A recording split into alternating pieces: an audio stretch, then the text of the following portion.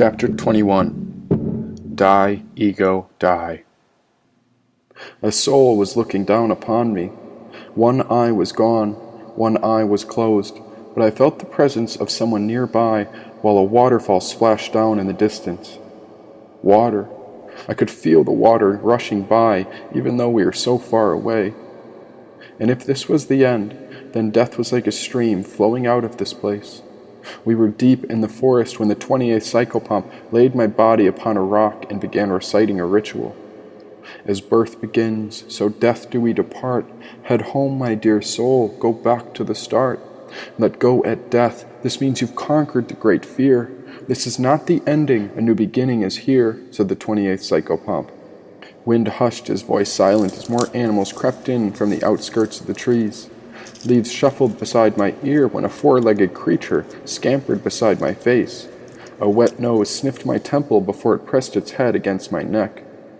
It's not gone, but it's not well either. Can we save it? Asked the black wolf.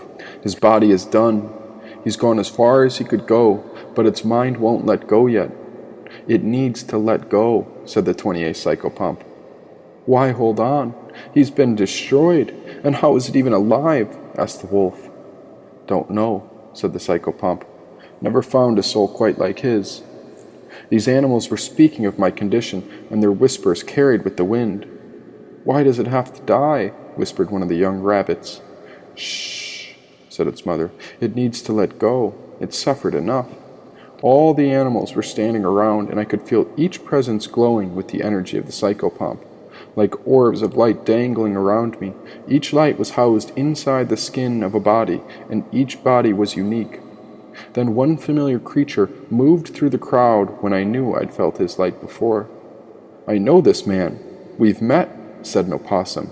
Voices shuffled while the breeze carried the last of the sunlight over the treetops. A dark void was swallowing the sky, and with every passing moment my senses began to slip away.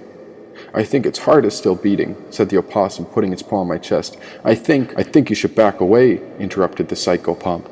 I know what happened, and it's better if this one dies. Don't listen to him, whispered the opossum. Hold on if you're still in there. The opossum turned toward the crowd of animals and began to speak.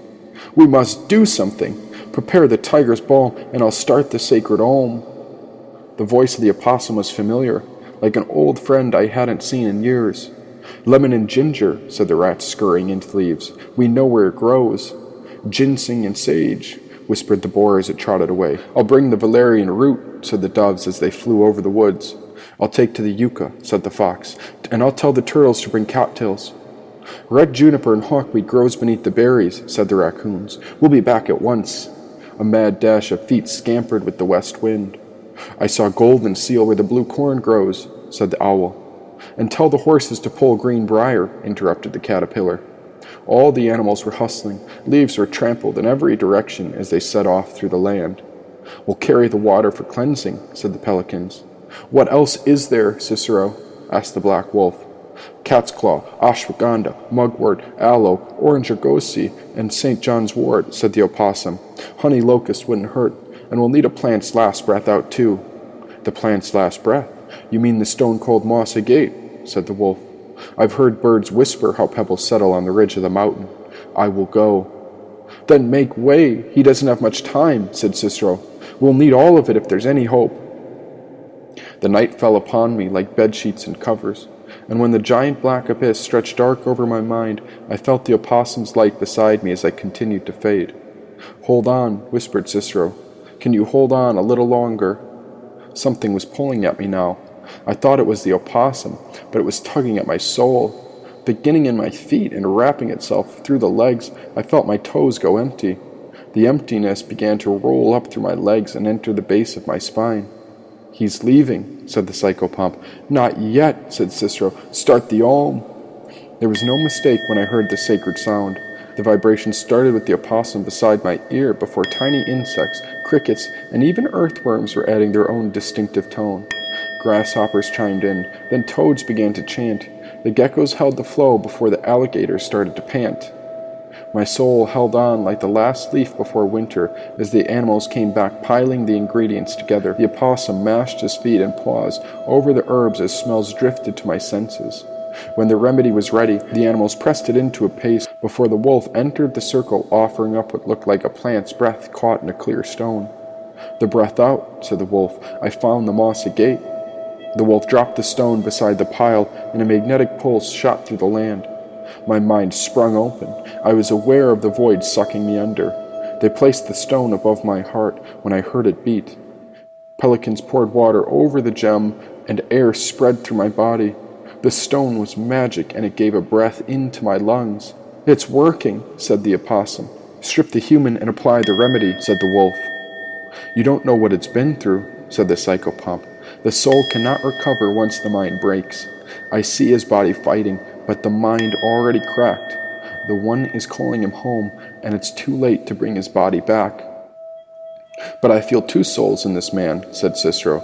"One was born with him Oakley, but the other is Macaulay Jack." Silence captivated the wind, while a human body lay bare before the stars. The tiger's balm was pressed over my skin, onto every limb, and into every bloody wound, including my missing eye.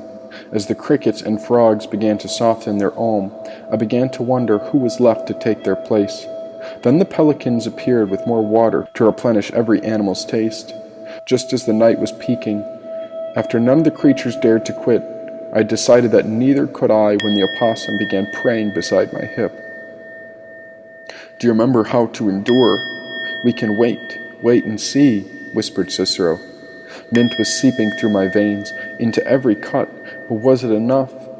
Wet moss was draped over my body before they wrapped me in leaves. Leeches crawled through the dirt and began cleaning the wounds I couldn't see. "The Om, it must go on," said the opossum. "If he is to survive the night, the Om must not stop." Large animals came to lie beside me when the night got cool, and as one species would fade from the Om, a new pack would chime in while the last group caught their breath. As each pack's contribution ended, another pack of animals would howl through the night. Even when the animals grew weary, a new breed brought the sacred Om back to life. An offering of hope, a ritual so sincere, but when I couldn't hold on any longer, I knew the ending was here. Then the psychopomp came to stand beside me, and all the animals knew it to be so. "I've been home to the source, and there's nothing to be afraid of. Why not let go?" said the psychopomp. "And what about that?" said the opossum, pointing at the giant pyramid across the way. "What happens when the humans release their sin into nature? It's happened before." Cicero kept a paw on my chest. Standing between the psychopomp and I, this opossum held his ground when the wind began to howl. "Let go," said the 28th psychopomp. "This man is our only hope," said the opossum. "He's the only creature left to reason with the humans." "But I cannot choose who lives and who dies. I'm just a traveler, and I've come to carry the soul home," said the psychopomp. "So you've seen the one? You know it to be real?" asked the opossum. "It is," said the 28th psychopomp. "Then the one can save him. Take him there before it's too late, and the one will revive his body," said Cicero. The animals passed whispers as hope began to grow. "You don't understand. I'm a ferryman, but the journey home requires death," said the psychopomp. Now all the animals were silent. "But this man must live," said Cicero. "I was there inside the pyramid walls, and I've seen what it's like. Death is coming to us all if we don't stand up and fight." Not a cricket spoke when my spirit began curling up through my spine for the very last time. The Om was gone, and even the air waited still. "You're almost there," whispered the psychopomp. There was a feeling in my third eye when I watched it release. "So there's no more hope?" asked the little ladybug. "He's on his last," said the psychopomp. "Wait," said the opossum. "You said the journey home to the one requires death." "Yes, death is required," said the psychopomp. "Then take mine and bring his body back," said the opossum. Cicero took off sprinting into the brush toward the nearby pond. "What? An exchange won't work. It's not something I've tried. You don't understand," said the psychopomp. A moose tried to block the opossum, but Cicero slid underneath it and dove between its legs, crashing into the waterfall. "I've never taken a real body back. I don't think it can pass where we're going," said the psychopomp. Air bubbles rippled across the pond, but Cicero never returned. A black abyss vibrated because I felt this light fading. Aware of his presence, I watched his light dying just like mine. Now the 28th psychopomp reached into his pocket and revealed a serpentine stone. Grabbing hold of my body, he pressed the greenish gem against my heart and took off flying towards the pond. If he is willing to die, then even I must try. Rebirth, said the psychopomp. I was deep in the psychopomp's arms when we descended into the water. All I could feel was the light of the serpentine stone in his hand as he reached toward the opossum. Cicero was never coming up. His body was pinned under the largest rock when the psychopomp's white palm took hold of him before the great white light blinded us all. Then it turned blue. A tunnel began to sprout, and I think we were going in, or maybe this was out. I was so far gone, so lost, and moving so fast that I can't remember anything. I was just over there, and now I'm